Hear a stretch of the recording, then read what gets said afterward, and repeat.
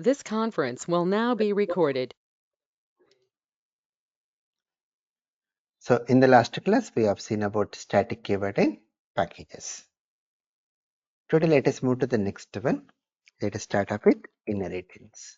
So today the objective is we'll be discussing inheritance and polymorphism. What is this inherit? Inherit means take it. So already if you have created a class, using that existing class, creating new classes, that process of creating new classes from existing classes, that process only we call inheritance. So you can define like the process of creating new classes from existing classes is called as inheritance.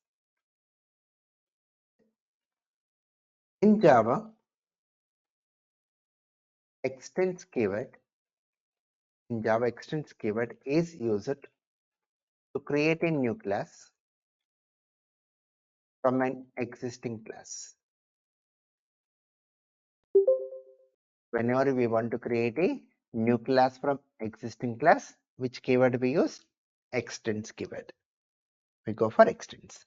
Like example, if you are having a class vehicle,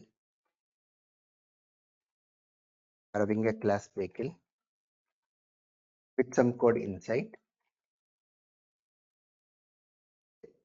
for creating a new class car, extends vehicle. The keyword what we use between the classes is extends vehicle with some code. Now in this one, car is a new class created using the existing class. The advantage of doing like this, is whatever the code present in this vehicle class,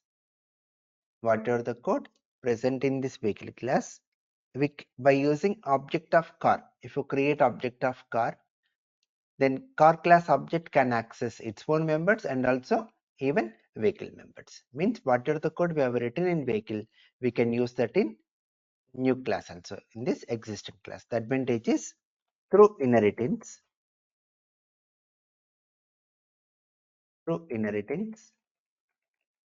we can achieve reusability of the code.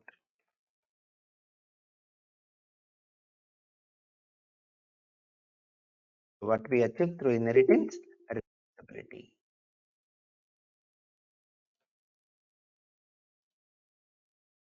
Right? So means whatever the code written in vehicle, we can use it in car also. And the terminologies are like this: vehicle class, we call it as base class or super class or parent class. And this new class car created using vehicle, this we call it as derived class or subclass or child class. In Java, we are having one important statement. That is, Java does not support multiple inheritance. Very, very important interview question. Does Java support multiple inheritance? Means the answer is no. Java does not support multiple inheritance due to ambiguities.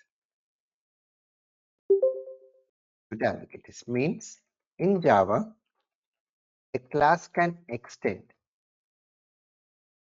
In Java, a class can extend only one class. In Java, a class can extend what? Only one class.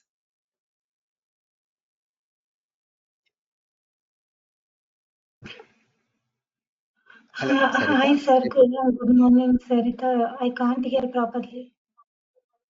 Yeah. Are you able to hear me now properly? Others are able to hear me? Yes, I can. Yes, sir. Okay. Yeah. Sarita, I think there is some problem from your end only. Please rejoin. Right.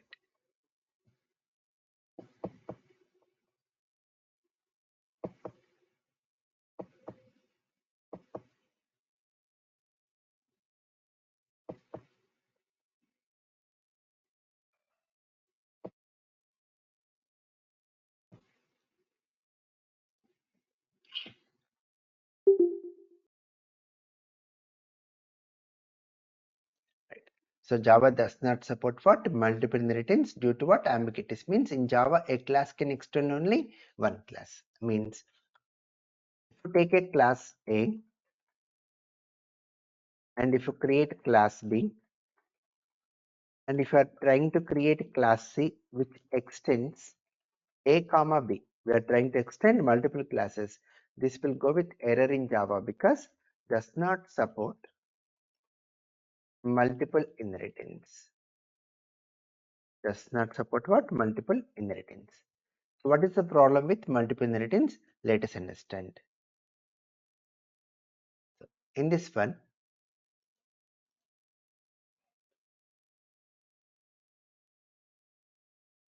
if you take class A and we are having class B. Now we are creating a new class C which extends A and which even extends B. The diagrammatic symbol for extends keyword is triangle arrayed. Now let us suppose in A class we are having X method, in B class also let us have X method. So when you create object of C class and by using object of C class when we invoke X method, whether it has to take X method from A class or whether it has to take it from B class. This is the confusion, this is the ambiguity. Then how this problem is resolved in C++? In C++, this problem is resolved by using a keyword virtual. So when you make A class as virtual, it takes X method from B class. If you make B as virtual, it takes X method from A class. And whenever we use virtual, we need to make use of pointers. Does Java support pointers?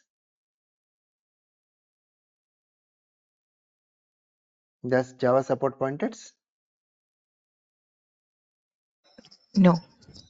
No, right? Java does not support pointers.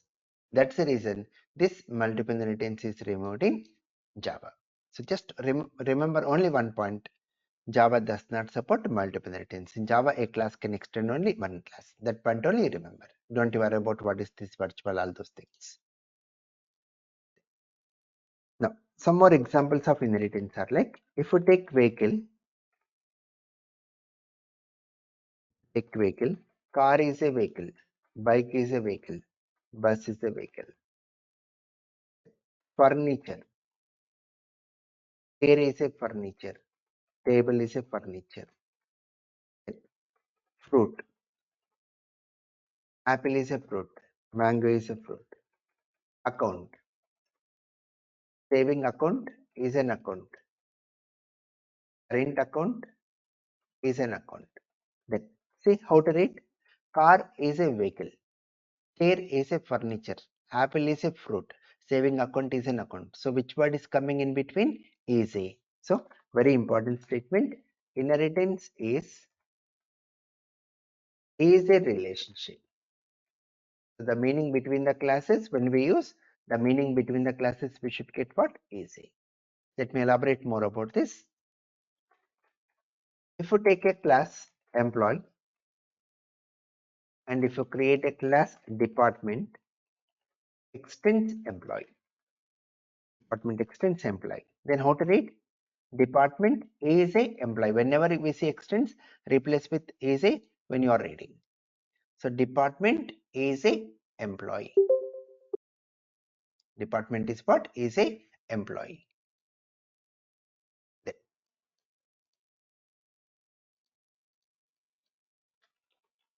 So is it correct?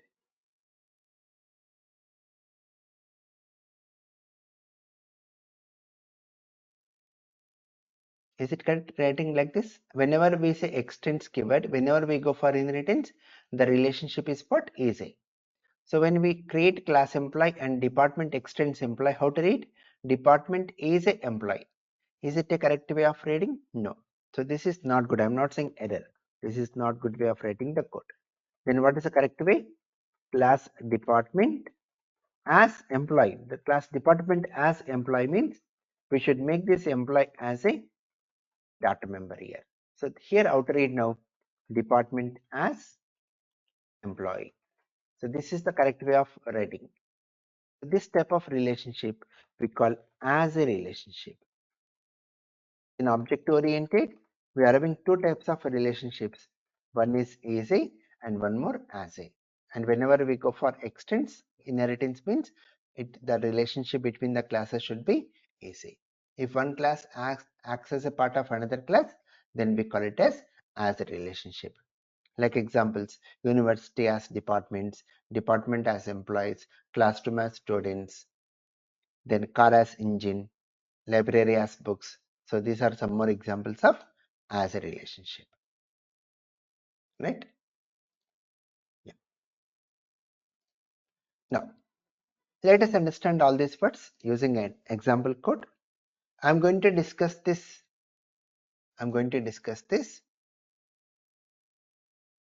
using 3 ways. Like 3 formulas I'm going to discuss.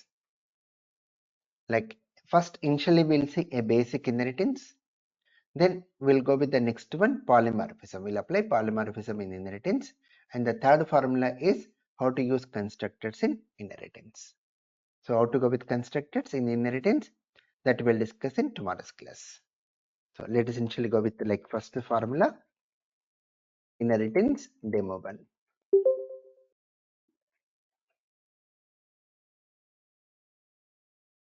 Open Eclipse.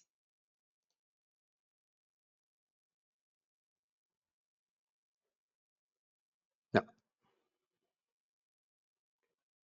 let us create a new class. Right click on project and say new class, inheritance demo 1, main method inside. Now here in this one, let us create a class base. We are creating a class base with 2 data members, int I, int j. So in order to give value to these ij data members, let us go with a method input ij. We are going with the method input ij, which takes argument int I, int j. Now, if you observe, is the data member names and argument names are same? Yes, right? Then how to differentiate? This. This. This. Very good. We make use of this keyword. So we had to say here this dot I equal to I, this dot j equal to j. Let us take one more method, display ij. Whenever we call the method display ij, we'll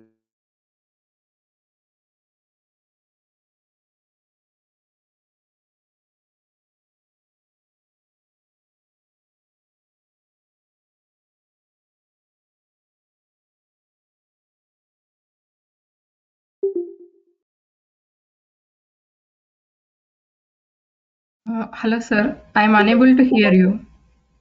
Be recorded. that's meaning of inheritance. Now, here in derived class, let us go with the data member key and let us take a method input key. Let us take a method input k which takes argument k. Now we'll write this dot k equal to k. Now, let us take one more method display k, which is going to display the value of k. Now, in this derived class, how many data members are there? In derived class, how many data members are there? 3 of them. 3. We should say 3, because when we say derived extends base, these two will also be a part of derived. So total 3 data members, I, j and k. And how many methods? 4 methods. 2 methods of base class and 2 methods of derived class. Now, coming to main method, here we are creating object of base. Base b equal to new base. Now, by using base class object, let us call the method input ij and we'll pass the values 10, 20. So what is going to happen? When you say b dot input ij 10, 20, 10, 20 will go to ij, which are given to the data members. Now, if you call the method b dot display ij, the output will be I equal to 10, j equal to 20. Now understand carefully. If you create object of derived, class by using object of derived, if you call the method display ij, here in derived class there is no display ij method directly. Since we said extends base, the derived object can even access the methods of base class.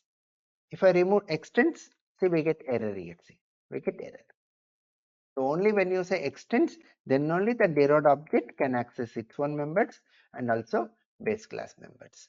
Now you say, when I call d.displayIj, what's the value of ij it is going to display now? What is the value of ij it is going to display?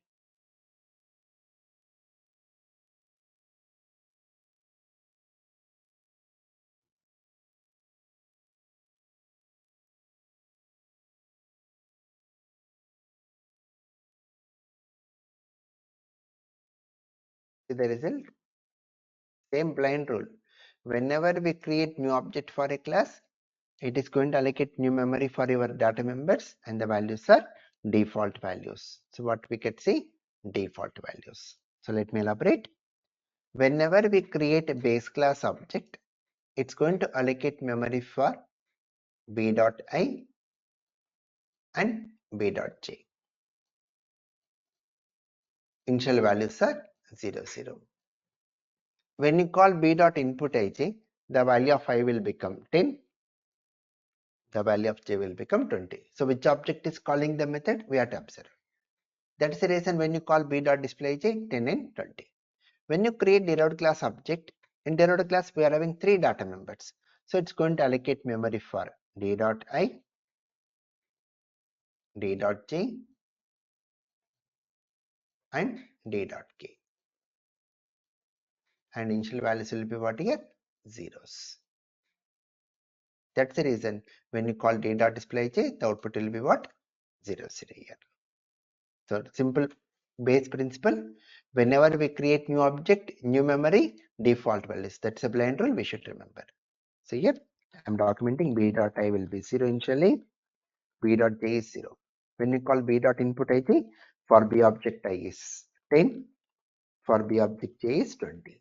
That's the reason we get result 10, 20. When you create derived object, d.i is 0, d.j is 0 and d.k is 0. So when you call d.displayj, the output will be 0, 0. Then what is inheritance? Inheritance means the derived object can access its own members and base class members, not base class object data. Base class object is different memory, derived object is different memory. Clear everyone? Any questions?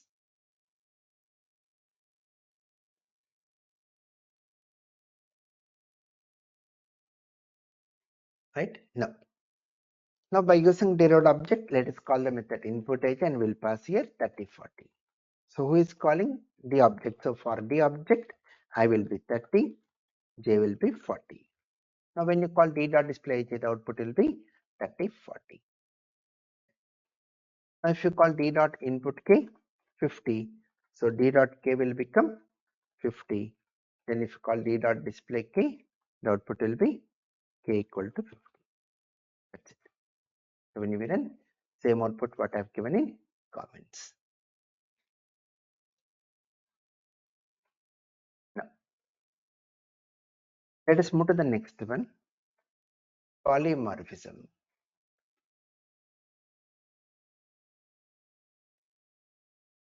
Poly means many. Polymorphism means many forms. Polymorphism means many forms. There are two types of polymorphism. They are compile time and runtime. Compile time and runtime. Under compile time, it goes with an example, method overloading. Under runtime, method overriding. Method overloading, method overriding. Now, let us initially see about method overloading.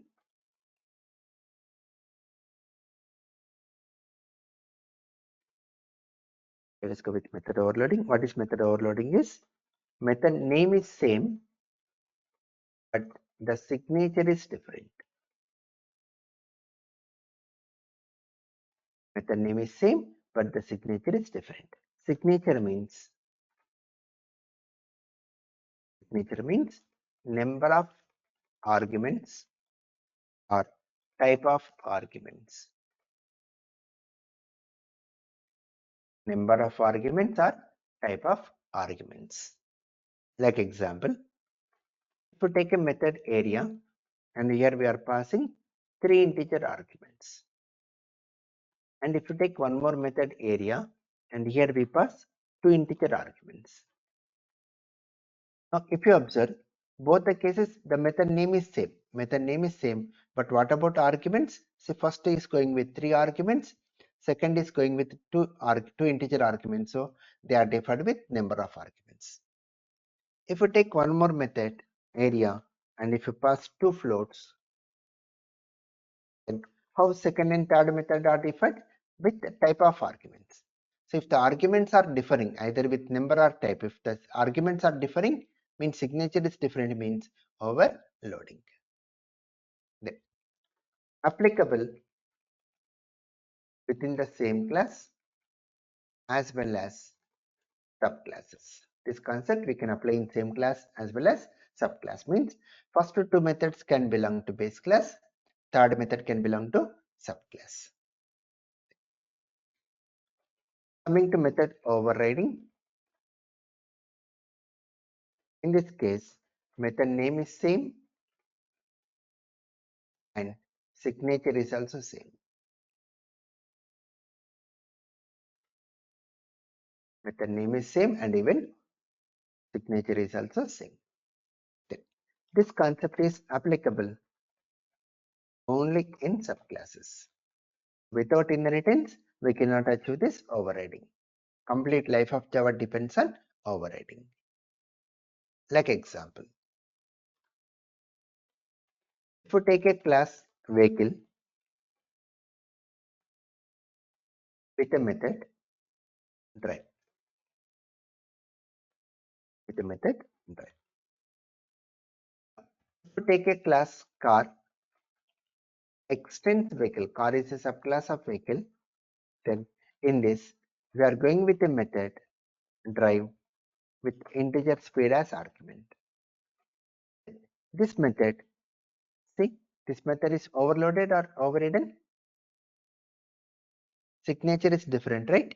So when the signature is different, overloaded method. This is overloaded method. If you take a method void drive, no arguments.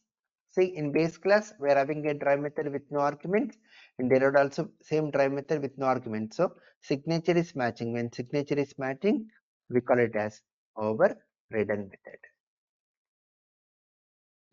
Overridden method. Now, if you create object of subclass, if you create object of car, and by using this car, if you call drive method, which drive method is it going to invoke? Whether it goes to drive method of vehicle or drive method of car, that is very important to remember. So always remember, it always goes to overridden only. After equal to, whichever the class object you see, you go to that class blindly. So invokes drive method of car. What is the point to remember? If a subclass object invokes the overridden method, then it will invoke the method present in subclass.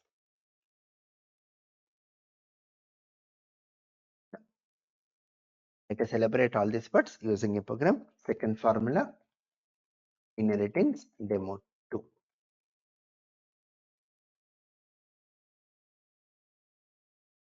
Open Eclipse. Let me copy this demo 1 program. I'm copying demo 1 program. Then once you create a class in one package, see, when you go with Eclipse, once you create project, it is going to create a default package automatically. And we have created this base class in default package. So once we create a class in a package, we cannot create same class in same package. So for that reason, I'm going to create demo2 program in mypack1. In the last class, we have created mypack1. In this, let me create the new class inheritance demo2. See, under mypack1, paste your demo1 program. Then replace this class name with the demo2. In this program, we are going to discuss about polymorphism, where we go with method overloading and method overriding. Okay, we are having class base with the two data members ij, and here we are having a method input ij to give value to data members. Let us just change the method name. So I'm going with the method name as input here, which is giving value to ij data members. Coming to display ij, let us remove ij. So we are just going with the method display, which will take care of displaying the value of ij. Coming to derived, which extends space with a data member k, and to give the value to k, let us go with the method input only. So just changing the method names here. So if you observe, in base class we are having input method with 2 arguments. In derived class we are having input method with 1 argument. So same method, but signature is different. So we call this one as overloaded method. Now coming to display, let us remove k. Now if you observe, in base class we are having display method with no arguments, and derived also same display method with no arguments. So method name is same, signature is also matching. Then we call this one as overridden method. Let us overridden, which is taking care of printing k value. Now coming to the main method, base b equal to new base, and here we call the method b.input 1020. So in base class we are having only one input method. So when you call b.input, it will go to its own input method. The value of ij will become 1020. Now when you call b.display, in base class there is only one display method, it will go to its own display. The value of ij is 1020. Here no confusions. Now coming to derived, when you say d.input 3040, now this is important. d.input 3040. So for derived class we are having two input methods. One is present in base class with the 2 arguments, one is present in derived class with 1 argument. Now when you call d.input 3040, which method is it going to invoke? Will it go to base class input or derived class input?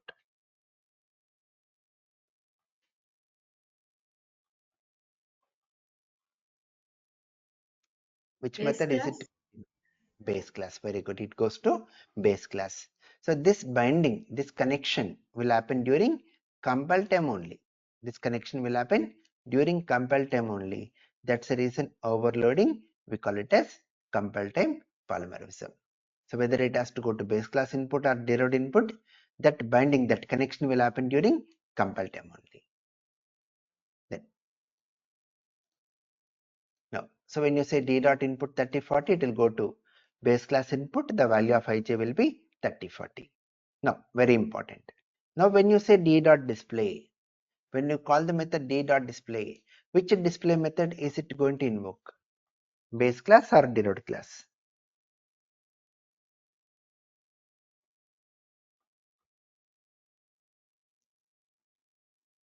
Derived. Very good. It goes to derived and it's going to print k value. So what is the value of k? 0. Understand carefully. Now, when we say d.display, it goes to display method of derived and displays only k value. But the objective now is, whenever we call d.display, I want to display ij value and even k value also. Then, in which display method you are printing ij value? Base class display. Now, whenever you say d.display, I want to go to base class display. After that, I want to come to derived class display. So how to do is, whenever you call d.display, it goes to a display method of derived. From here, you can jump to base class display using a keyword super dot display. When you use the keyword super.display, what is going to happen? Invokes base class display method. Invokes base class display method. So when you say d.display,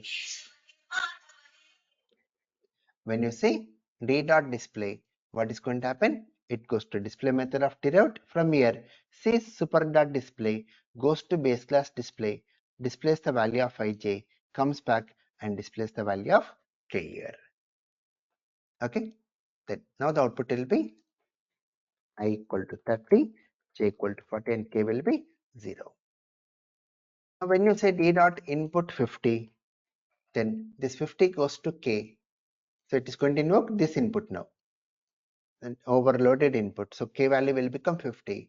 Now when you say d dot display, the output will be I is 30, j is 40 and k is 50.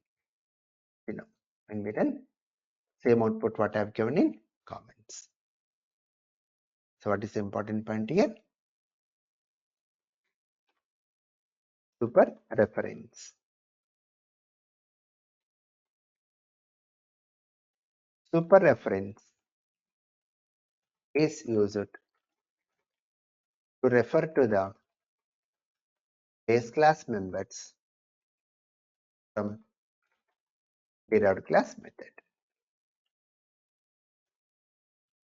So from derived class method, whenever we want to access base class members, we use super keyword. Clear everyone? Any questions?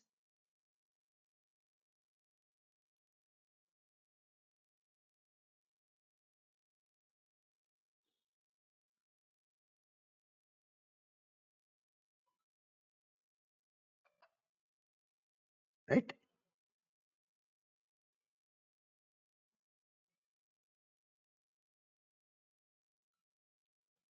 Now, let us go with the previous class assignments now. And tomorrow we'll be going with the next part like constructors in inheritance. And even we discuss final keyword, then inner classes, access modifiers, encapsulation. These are the topics we'll discuss in tomorrow's class. So today let us go with the previous class assignments. Like we have seen the if condition discount program. Let us go with the next assignment like this one. Write a program to check whether a given character is vowel or consonant. What are vowels? A, I, O, U are vowels. Other than vowels, remaining all are consonants. Let us go with the program. Check char.java.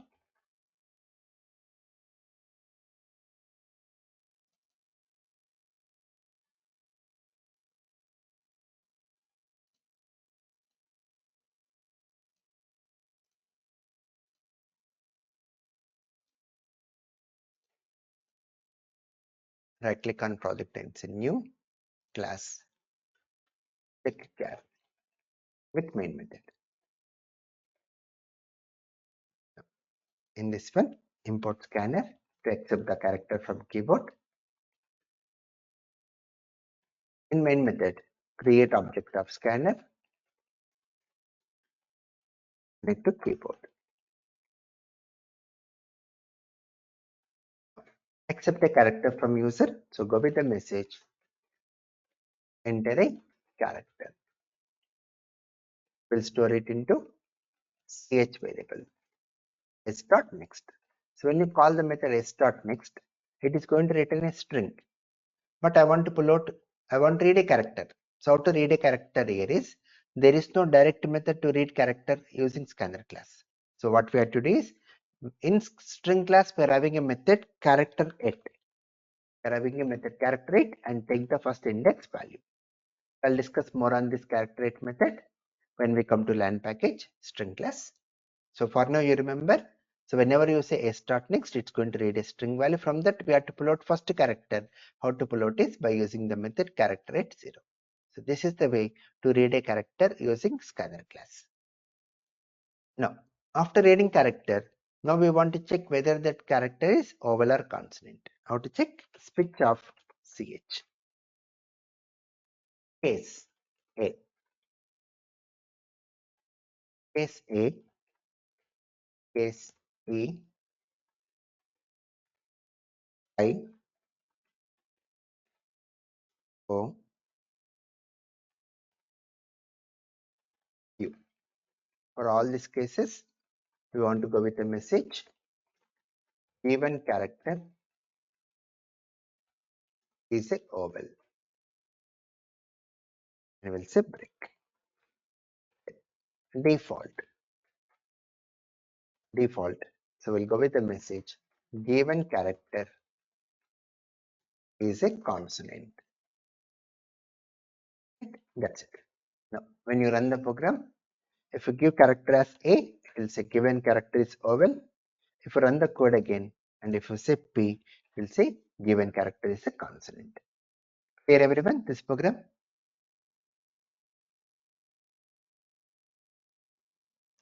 Right? Now, if I run the program again, and if I say something like 9, then see what is the output?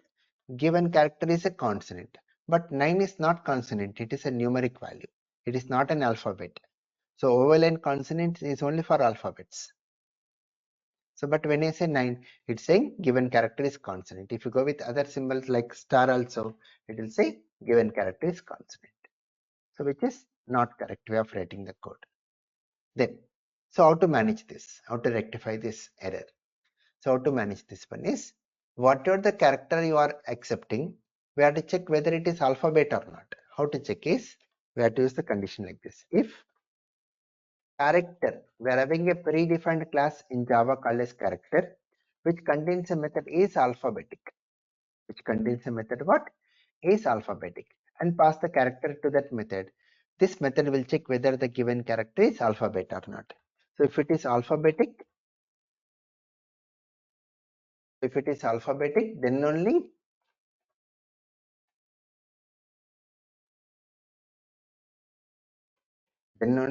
we are going to check whether it is vowel or consonant.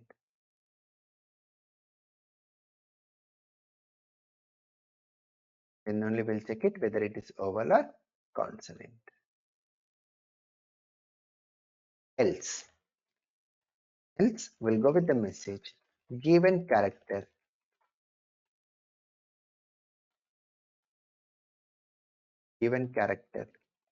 is not an alphabet. Here now when we run say A, it will say vowel. If I say P, it's a consonant. Now if I say something like 9, it will go with message given character is not an alphabet. Now if I run the code again and if I say capital A, see the result what we get? Given character is a consonant here, but it is wrong again because capital A is also vowel. So to get the correct solution, we have to take some more cases here. So case capital A, case capital E, like that. Instead of that, what you can do is, once we read the character, you convert into, once you read a value, you convert into lowercase here like this. In string class, we are having a method is lowercase. Sorry, to lowercase. Convert into lowercase and call the method character at 0. So whatever the string value you are accepting, we convert into lowercase and take the first character, store it into ch. Now see, either you pass small a or capital A, the code is going to work here. Okay, so what is this character rate? What is this to lowercase? These all things once again I'm going to discuss when we come to LAN package. Clear everyone, this program?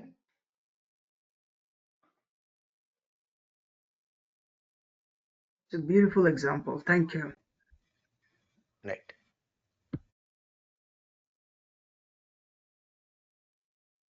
Yeah. Now let us go with one more.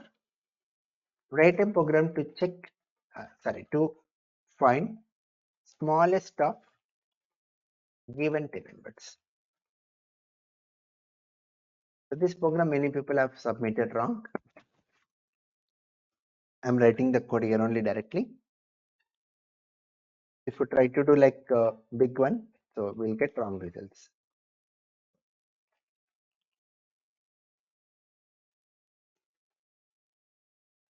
Write to keyboard, and we are going with the variables like number I equal to 1 and initial value of small if you take it as 0. Now here we take the loop while I less than or equal to 10, and here we accept the numbers. Enter a number n equal to s dot next end. Then we compare. If our given number is less than previous small, make your number as small. Then to go to the next number, I++. Once we complete the loop, once we come out of loop, we'll print the value of small. So most of the people have submitted like this. Now when you write the code in this fashion, so when you run the program, and if I go with only positive numbers, the result will be what? 0. Because 0 is the least number here. So 0 is the small less than all the positive numbers. So this code will work for negative numbers. Then how to make our code to work for either positive or negative, whatever it may be, the code should work. Then the logic for this one is accept one number outside of loop. You accept one number outside of loop like this. Enter a number. We'll say n equal to s dot next. After accepting first number, make this first number as small. Make this first number as what? Small. Then you accept the remaining 9 numbers inside the loop. Make first number as small and accept remaining 9 numbers inside the loop and compare with the previous ones. So this will go with the correct result. Okay. Then one more solution is, one more way of writing same code is, with I don't want to accept the number outside of the loop. We want to accept all the numbers inside the loop. Then whatever the first number you are accepting, we have to check here whether it is first number or not, like this. If I equal to 1, so when I is 1 indicates it is our first number, then make your first number as small here. So when I is 1 means first number, then make your first number as small, right? So this is one more way of doing the same program. Two logics here. Clear everyone about small program?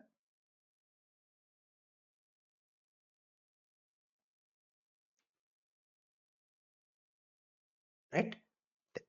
So tomorrow also we'll discuss the solution of previous assignments.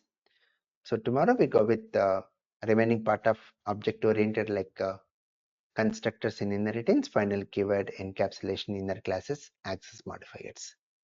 Right. Thank you all.